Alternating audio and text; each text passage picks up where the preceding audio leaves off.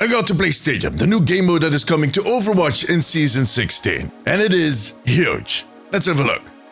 So, as some of you know, I got the chance to fly over to Blizzard campus last week for the Spotlight event, where I got a glimpse at the future for Overwatch. I also got to test some of that future firsthand on my stream. A stream I did straight from the campus. It was a lot of fun. It was stuff like perks, which went live earlier this week, and which seemed to have revitalized the interest in Overwatch quite substantially, in a way that I haven't seen in years. But I'll talk more about that in Sunday's video, so make sure to subscribe. Next week, I'm also going to be releasing a video with my experience on Freya, the Season 16 hero. Today, however, I want to talk about the biggest selling point for Season 16. Stadium, the biggest update or change that we have seen within Overwatch, well, basically ever. Now, for those that missed out, what is Stadium? I see a lot of people calling it a game mode, like I kinda did at the start of the video. But that is definitely underselling it, and not even a tiny bit. Push is a game mode. Clash is a game mode. Escort is a game mode. They're all part of the unranked and the competitive vertical. Well, except for Clash. That was removed from the competitive vertical in Season 15. But you get my point.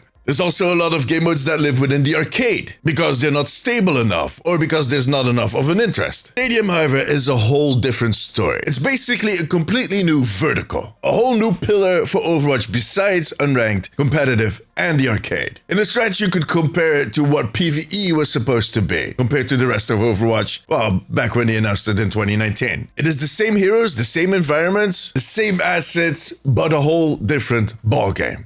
Without a ball. Well, yeah, there's Wrecking Ball. Never mind. Stadium actually has a completely separate team working on it within Team 4. And it has its own roadmap that also is going to follow the seasonal cadence that normal Overwatch does. But it will have its own updates. And look, I know this is quite a lengthy explanation that isn't saying much, but we'll get to the gist of it in a second. I just want to make sure that it sinks in that this is not just a game mode, that it is something big. And no, it's not a reaction to what Marvel Rivals is doing. This has been in development for, I guess, the last 4 years. A few years ago, during that digital BlizzCon they did, during the pandemic, Aaron Keller actually referenced a huge-ass game mode that they were working on. And I always presumed it was Flashpoint because the maps are huge. Turns out it was Stadium. Now, it is a 5 versus 5 competitive game that actually takes a lot of inspiration from other games. There are some mobile elements in there. There's a lot of Valorant in there, and even a touch of the finals. Each game is played in 7 rounds max. The first team to win 4 rounds wins the whole game. Each round is basically a light form of the game modes that we already know from the normal game. So that could be a push that is really short, or a clash where you only need to capture 3 points. Each round is set on an adjusted version of some of the familiar maps. Maps that are in the game today, but also maps that we haven't seen in years, like Paris. There's actually a push map set on Paris, on a different part than the Paris that we know, but still, you can see the Eiffel Tower. And there's also brand new maps that are still somewhat in development. So either we had an old build or those are going to be added later, because Season 16 is not that far away. The amount of heroes that were available in this mode were also limited. And they will be on release, but every season they'll keep adding new heroes. Kind of like they did with the Hero Masteries. Now, the best part is that throughout this whole game, as you work your way through the rounds, you'll gain points. Points that you can use to buy and upgrade talents and abilities in between those rounds. Now, these talents are very different from perks. I mean, there is a bit of an overlap, but there's about 20 to 30 choices per hero. And those will unlock depending on how many coins or points you have, or how far you are into the game. So not only do these games last quite a lot longer than a normal Overwatch game does, it also has a lot more depth to it. There's a lot more choices to be made. Choices that can help you to perform better, but there's also a lot of fun stuff in there. Crazy stuff. The stuff that we are used seeing in the April Fool's card, like a flying Orisa, helicopter Orisa. During the test, I had a ton of fun playing this game mode, even if I was outclassed by all of my teammates and my opponents. But it makes Overwatch into a completely different experience. Yet it feels very, very familiar. It really feels like you're fighting in some type of simulation where the crowds are watching you and cheering you on. There's actually announcers, there's screens where you can see those crowds, and a lot of impressive visual cues, which was the finals thing I was talking about, that touch of the finals. Now, perks that were released at the start of this season definitely raised Overwatch to a new level. Stadium is just going to make it into a completely different game, which is going to be a lot of fun, but also holds some risks. Risks that we'll have to wait out. But they'll keep adjusting it, and I would not be surprised that someday this is going to be a separate thing within the launcher, a separate game game within the launcher. I always compare it to Plunderstorm and World of Warcraft. People have that same expectation. It has been very successful, it has been developed by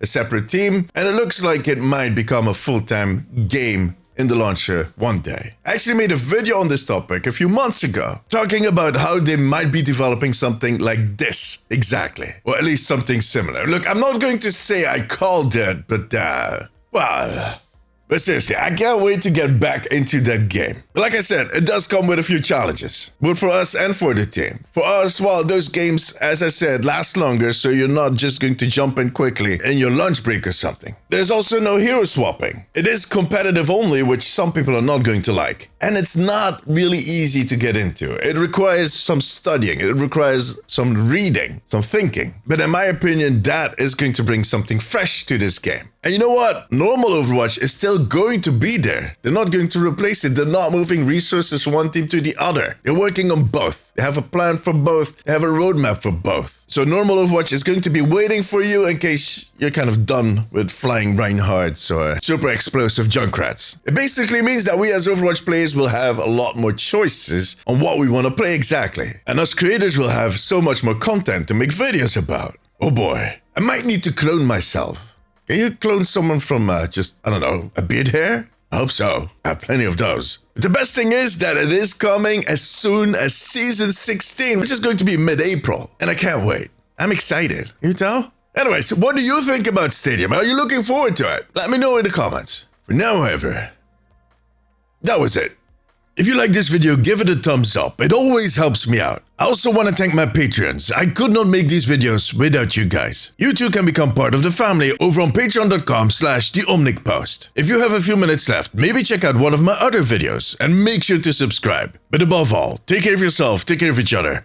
Bye bye.